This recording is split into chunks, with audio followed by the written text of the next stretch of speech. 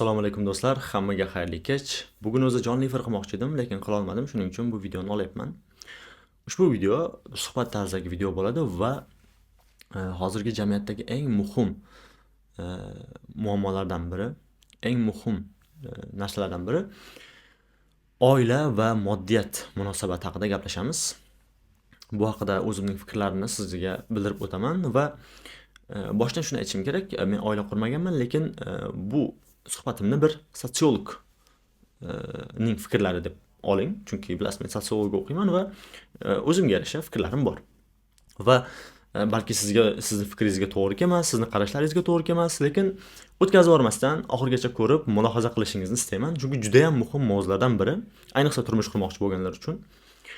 Xo'p, moddiyat oilada qanchalik ahamiyatli? Birinchi mana shu narsaga kelishib olishimiz kerak. Hammamiz mana shu narsada ham fikrmiz, menimcha. Moddiyat oiladagi eng muhim faktorlardan biri hisoblanadi. Ya'ni oiladagi muhim faktorlardan biri bu moddiyat. Nimaga? Chunki agar moddiy ahvol yaxshi bo'lmasa, bu ko'pincha oila ichi shiddat, oila ichi zo'ravonlik, oila ichi huzursizlikka olib keladi.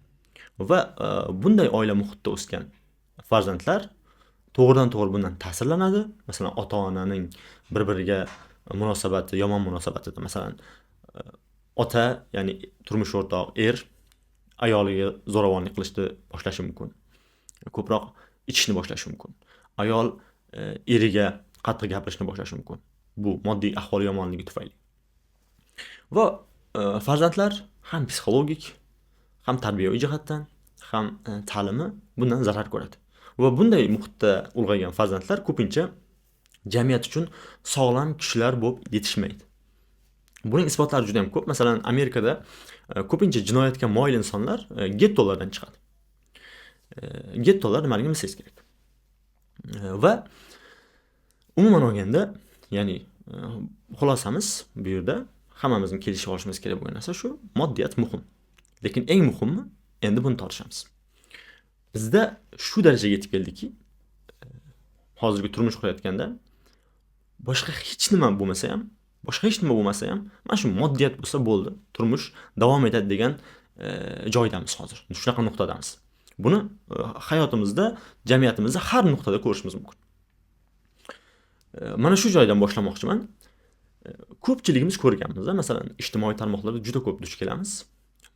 Mikrofonni tutadi. Turmush o'rtog'ingiz qancha pul topish istaysiz? Qancha pul topish kerak? Savol, kerak, ya'ni siz u bilan turmush qurishingiz uchun qancha pul topishingiz kerak deb ayollarga so'raladi. Ayollarning javobi tabiiyki bizda bo'rttirilgan raqamlar aytiladi. Ya'ni labingizda uchuq chiqib ketadi u raqamlarni eshitib, $10,000 oyiga, $20,000, $100,000 va hokazo. Yo bo'lmasa qancha mahr berish kerak? Moddiy narsalar so'raladi-ku. Yoki turmush o'rtog'ingiz sizdan kam pul topsa, ya'ni sevgan yigitingiz kam pul topsa, yoki o'zingizdan kam pul topadigan yigit bilan turmush qurasizmi? Va olingan javoblar ko'pincha bizda negativ bir energiya qoldiradi. Lekin o'zimiz ham shunaqa hayotda shunga rozi bo'lib, shuni ichimizdan qabul qilib yashayapmiz. Keling, mana shunaqa jamiyatdan oddiy misol keltiramiz. Ayollar ko'pincha, mana masalan o'sha fikr berayotgan ijtimoiy tarmoqlardagi ayollardan olib qarasak ham, yoki umuman normal bir hayotimizdan olib qarasak ham, mana shunaqa tushuncha bor. Ayollar turmush qurayotganda bizda masalan o'sha $10,000 topish kerak deyapti-ku. Ya'ni shu pulni topsa bo'ldi, men yashayman deyapti. Yoki oddiy hayotda misol oladigan bo'lsak ham, ayol kishi yo birinchi uchrashuvga chiqqanda yoki sovchi kelganda birinchi so'raladigan narsa yigitni qancha pul topishi, qayerda ishlashi. Birinchi so'raladigan, boshqa hech nima so'ralmaydi. Birinchi shu. Va ko'pincha mana shunga rozi bo'lib, mana shu meni boqa oladi va men yaxshi yashata oladi, bo'ldi, men turmushga chiqaman deb chiqadi ko'pincha. Boshqa hech qanaqa emotsional bir bog'liqlik his qilmasa ham, sevgi, hurmat yo'q bo'lsa ham, sevgi, hurmat, ishonch bular yo'q bo'lsa ham, faqatgina o'sha moddiy tomoni yaxshi bo'lgani uchun xo'p deb yaxshi yashash uchun ayollar turmushga chiqishadi va buni ko'plar oqlaydi, chunki ayol kishi ertaga yaxshi yashashni istaydi, ayol kishi o'zini xavfsizlikda his qilishni istaydi va hokazo deb haqli sabablar ko'rsatishga harakat qilishadi. Lekin unutiladigan bir jihat bor, bu ham emotsional bog'liqlik, ya'ni hissiy bog'liqlik, ya'ni sevmaslik, hurmat ko'rsatmaslik. Bular yo'q, lekin moddiy jihatdan qarab. Men shu narsani aytaman, bu og'irroq gap.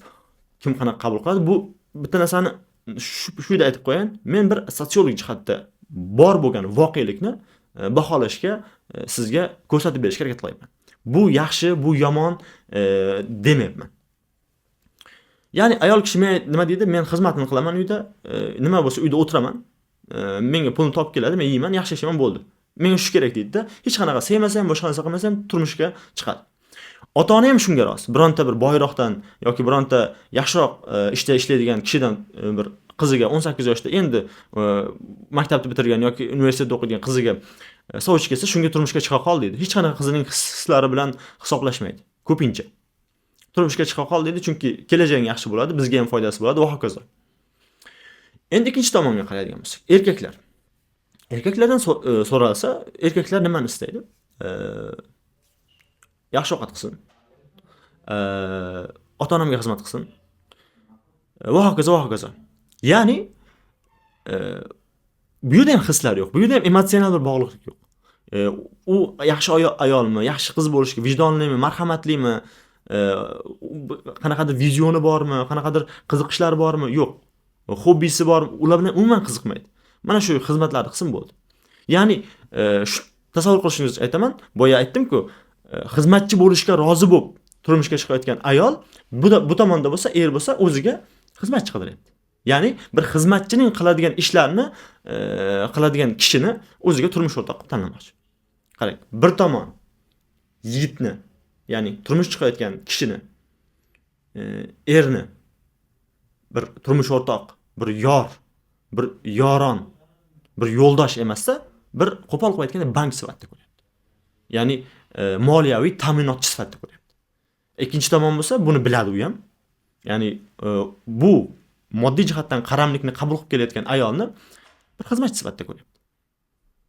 Emotsional bog'liqlik yo'q bunaqa holatda. Buning yo'qligini men sizga mana shuni isbotlab berishga harakat qilaman. Mana shunday oilada, ya'ni o'rtada emotsional bog'liqlik, ya'ni sevgi bo'lmagan, sevgi deymiz-ku, sevgi bo'lmagan bir oilada, normal bir oila tasavvur qiling. Er pul topadi, ishlaydi, ayol uyda o'tiradi, o'sha boyagi xizmatlarni qiladi. Ayol qaram erkakka. Mana shu oilada normal davom etayotgan hayot bir onda buzilishni boshlaydi. Qachon? Ayol kishi pul topishni boshlasa. Qarang, bu yaxshi yomon demayapman. Masalan, bizda ayol kishi pul topishni boshlasa buziladi degan narsa bir negativ tushuncha-ku. Men sizga buning sotsiologik jihatdan nimasini mulohazasini qilib berishga harakat qilaman. Nimaga ayol kishi pul topishni boshlagandan keyin, ya'ni moliyaviy mustaqil bo'lishni boshlagandan keyin nimaga oilada kelishmovchiliklar chiqishni boshlaydi? Chunki ortiq anavi ta'minotchi ta'minotchi ya'ni bank ortiq unga lozim emas. O'rtada bir-birini bog'lab turadigan bir hissiy bog'liqlik yo'q, emotsional bog'liqlik yo'q o'rtada. U qaram edi, ortiq u qaramlikdan qutuldi va mustaqil bo'lgani uchun ortiq u boyagi hissiy bo'shliqlarni to'ldirishni xohlaydi va kerak yo'q ortiq. Ikkinchi tomonni qarang. O'sha normal oilada normal pul topadi, bir oilani boqadigan darajada O'sha 10 barobar boyidi deng, o'sha holatdan 10 barobar boyidi. Va bizda shunaqa gap bor. Erkak kishi boyisa, xotinni ikkita qiladi deydi. Bu ham bizda negativ naqd qilinadi. Men yaxshi yomon tarafini sizga boya aytgandek buni men xulosasini qilmayman, buni siz qilasiz. Men buning sotsiologik jihatini sizga ochiqlab berishga harakat qilaman. Nimaga erkak kishi boyisa, ayolni ikkita qilishga harakat qiladi? Qanday erkaklar shunaqa qiladi, to'g'ri?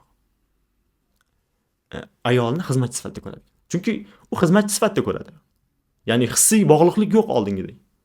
Oldingida emas, umuman hissiy bog'liqlik, emotsional bog'liqlik yo'q. Uni yoron, turmush o'rtoq, yo'ldosh sifatida emas, xizmatchi sifatida ko'radi va ikkita xizmatchini boqishga puli bo'lgandan keyin yoki bo'lmasa o'sha undan tashqari yana bir boshqa oilani boqishga puli bo'lgandan keyin u boyagi emotsional bo'shliqni to'ldirishga harakat qiladi va ikkita qiladi. Ya'ni nimaga ayol kishi pul topishni boshlagandan keyin oilada huzursizlik bo'lib, ayol kishi ajrashishni o'ylashni boshlaydi? Nimaga erkak kishi ko'proq pul topishni boshlagandan keyin ayolni ikkita qilishni boshlaydi? Ya'ni o'rtada, chunki moddiyatdan boshqa, ya'ni qaramlik va o'sha qaramlikdan foydalanayotgan ikkinchi taraf, ya'ni ayol qaram, erkak bu qaramligini biladi va mana shu moddiyat bir-biriga bog'lab turgan edi. Bu moddiy manfaatlar o'rtadan yo'q bo'lgandan keyin bir-birini bog'laydigan emotsional narsa yo'q. Va shuning uchun sekin uzoqlashishni boshlaydi. Ikkalasi ham boyagi emotsional bo'shliqlarni to'ldirishga harakat qiladi. Ya'ni bir-biriga muhtoj emas. Biri xotinlikda qilyapti, biri ajrashishga harakat qiladi. Nimagaligini mana shu faqatgina moddiyat bog'lab turgani uchun shunday. Ya'ni moddiyat muhimligini boshida aytdik, lekin moddiyatdan da muhim narsalar bor. Masalan, sevgi, turkchada videolar ko'rgansiz-ku. Sevgi, saygı va sabr deydi. Ya'ni sevgi, hurmat, sabr. Sevgi bilan hurmat bo'lmasa, sabr bo'lmaydi. Masalan, eri o'sha nafsini jilolab turib ayolni ikkita qilmasligi uchun ham sevgi, hurmat kerak va undan keyin sabr qiladi. Ayol ham ertaga o'sha masalan eri oldingiday moddiy jihatdan ta'minlab bera olmay qolgan paytda masalan ajrashishga tushishni boshlamaydi. Ya'ni nimaga? Chunki sevgi bor, hurmat bor va undan keyin sabr tug'iladi. O'rtada bu narsalar yo'q bo'lgandan keyin u moddiy manfaatlar yo'q bo'lgandan keyin, ya'ni moddiy manfaatlar yo'qolgandan keyin, moddiy bog'liqlik yo'qolgandan keyin bu oila buzilishni boshlaydi. Shuning uchun ham moddiyat eng muhim bo'lgan rishtalarda bu oilalar oxiri yaxshilik bilan tugamaydi. Faqat agar mana shu holatda yaxshi davom etish mumkin, o'sha qaramlik davom etadigan bo'lsa, ya'ni ayol shu uyda xizmatlarni qilib yurishga va eriga qaram bo'lib umrining oxirigacha yashashga rozi, er ham o'sha boyimaydi ham, kambag'al ham bo'lib qolmaydi, o'sha har doimgidek oilasini boqadi, normal bir oila bo'lib yashayveradi. Bunda o'sha moddiy bog'liqlik bir-biriga bog'lab turib, bir-birini sevmasligi mumkin, balki bir-biriga o'rganib qolishi mumkin va shunaqa davom etishi mumkin. Lekin boya aytganimdek, ayol moddiy jihatdan mustaqil bo'lishni boshlaganida bu turmush qurganiga 10 yil bo'ladimi, turmush qurganiga 15 yil bo'ladimi, erini hurmat qilmay qo'yadi. Chunki emotsional bog'liqlik yo'q-ki. Hurmat, boyagi hurmat mana buni tufayli edi. Boyib ketgandan keyin ayolini hurmat qilmay qo'yadi. Nimaga? Chunki u zotan bir xizmatchi ko'zi bilan qarardi va boshqa ayolga o'tishni boshlaydi. Boyagi emotsional bo'shliq to'ldirish uchun. Ya'ni ikki tarafda ham shunaqa. Endi men shuning uchun shu gap doim aytaman. Faqatgina moddiyatni o'ylab turmush qurayotgan ayol kishi bu xizmatchi bo'lishga rozi bo'layotgan kishi. Ya'ni achchiq bo'lsa ham shu gapni aytaman, bu xizmatchi bo'lishga, agar shunga rozi bo'lsa-da turmush qurish kerak. Xizmatchi bo'laman. Agar boshqa hech qanaqa emotsional jihat muhim emas men uchun, sevgi, sevgi muhim emas, hurmat muhim emas, meni boqib qo'ysin bo'ldi deyotgan ayol kishi xizmatchi bo'lishga rozi bo'layotgan kishi. Ikkinchi tarafda menga xizmatimni qilsin, uyimni supursin, ovqatimni qilsin, ota-onamga xizmat qilsin deyotgan erkak kishi o'ziga xizmatchi chiqarayotgan kishi. U turmush o'rtaq qaramayapti o'ziga. U o'ziga bir yor izlayotgani yo'q. U xizmatchi qidiryapti. U ham buni biladi, bu ham buni biladi. Shuning uchun men shunday anaqam bor. Gapim bor. Bu kim uchundir to'g'ri kelar, kim uchun to'g'ri kelmas. Men shunday deyman. Agar erkak kishi ayoliga moddiyatdan boshqa hech nima bera olmaydigan bo'lsa, ya'ni moddiyatdan boshqa beradigan hech nimasi bo'lmasa, uylanmasligi kerak. Agar ayol kishi erkak kishida uning moddiyatdan boshqa hech nima jalb qilmayotgan bo'lsa, ya'ni erkak kishining moddiyatidan boshqa hech nima jalb qilmayotgan bo'lsa, unga nisbatan na hurmat, na sevgi yo'q bo'lsa, turmush qurmaslik kerak deb, erga tegmaslik kerak deb aytaman. Chunki boya aytganimdek, illoki to'qnashuvlar yuz beradi keyin. Chunki har doim hayot stabil bo'lmaydi-ku. Boya aytganimdek, ayol kishi yaxshi pul topishni boshlashi mumkin, erkak kishi kambag'al bo'lib qolishi mumkin, kasal bo'lib qolishi mumkin, ertaga umuman pul topa olmay qolishi mumkin, yo boyib ketib ayolni ikkita qilishi mumkin. Ya'ni bunaqa vaziyatlar bo'ladi. Shunda to'qnashuvlar yuzaga kelishni, muammolar chiqishni boshlaydi. Shu sababli moddiyatning muhimligini esdan chiqarmasligimiz kerak, lekin hamma narsani, butun rishtalarni moddiyatga bog'lash bu uzilib ketishi aniq bo'lgan ipga osilishday gap. Ya'ni bir kun uzilib ketadi u. Qachon bo'lmasin u chirigan ip uzilib ketadi. Chunki moddiyat doim bir xil bo'lib turishi mumkin bo'lmagan narsa-da. Va bu qaramlik va o'sha qaramlikni bilib turib qilingan munosabat, ya'ni moddiy jihatdan bir-biriga bog'liqlik bu har doim bir xil davom etadigan jihat emas. Shuning uchun masalan men Twitterda ba'zan yozib qolaman. Insonlar bir-biri bilan munosabat qurayotganda faqatgina moddiyatda emas, moddiyatdan oldin so'raladigan masalan marhamat, vijdon, hobbi, qiziqish, vizion, bular ko'proq muhim deb o'ylayman men o'zim moddiyat bilan birgalikda. Shuning uchun ba'zi payt hazillashib aytib qo'yaman, agar men bilan kimdir uchrashuvga chiqadigan bo'lsa va birinchi uchrashuvda men nima ish qilishimni so'rasa, men u inson bilan boshqa uchrashmayman deyman. Nimaga? Chunki u agar mening nima ish qilishimni so'rasa, ya'ni birinchi uchrashuvda u to'g'ridan-to'g'ri mening sotsial statusimni, qancha maosh olishimni so'rayotgan bo'ladi. Ya'ni men bilan umuman qiziqmayotgan bo'ladi. Faqatgina men cho'ntagim bilan va mening sotsial statusim bilan qiziqayotgan bo'ladi deyman. Bu mening shaxsiy qarashim va meni qarashimga to'g'ri kelmaydi, misol uchun. Endi sotsiolog jihatdan o'tib, biroz shaxsiy fikrlarimga o'tishni boshladim. Bu ham qiziq bo'lsa sizga. Men shunday deb o'ylayman. Ya'ni bir kishi sizni birinchi ko'rishdayoq sizni maoshingizga qiziqayotgan bo'lsa, men uchun to'g'ri kelmaydi bu. Va ertaga u inson bilan sog'lom bir oila qurishni ga ko'zim yetmaydi, misol uchun. Shuning uchun undan muhimroq narsalar bor. Masalan, meni o'zimga qiziqsa, masalan, meni hobbilarimga qiziqsa, meni qanaqa kitob o'qishimga, meni qanaqa musiqa eshitishim, men qaysi san'atga qiziqishim, qaysi kinolarni yaxshi ko'rishim va hokazo so'raladigan, insonni o'rganadigan jihatlari ko'p. Qaysi hayvonni yaxshi ko'rishim, meni ichki dunyoyim bilan qiziqish mumkin. Chunki bir inson boy bo'lishi mumkin, lekin ertaga sizga zarar berishi mumkin. Ya'ni qizlarga shuni aytishim kerak, masalan, $10,000 topsin, $20,000 topsin deyapsiz. Ertaga $10,000, $20,000 topadigan inson bo'lishi mumkin u, lekin ertaga sizga zarar berishi mumkin. Balki zo'ravon bo'lishi mumkin. Siz umringizni jahannamda o'tkazishingiz mumkin bu dunyoning ichida. Ya'ni faqatgina moddiyatga bog'lab oila quradigan bo'lsangiz. Ya'ni shu taraflari bor.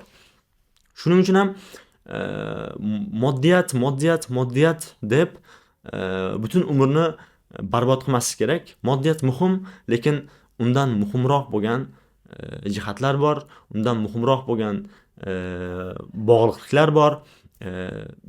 Biz insonmiz, bizni tuyg'ularimiz bor va hissiy bo'shliq, bu moddiy bo'shliqdan ham yomon narsa, depressiyaga olib keladigan narsa sizni va oxir oqibat yolg'izlik, depressiya va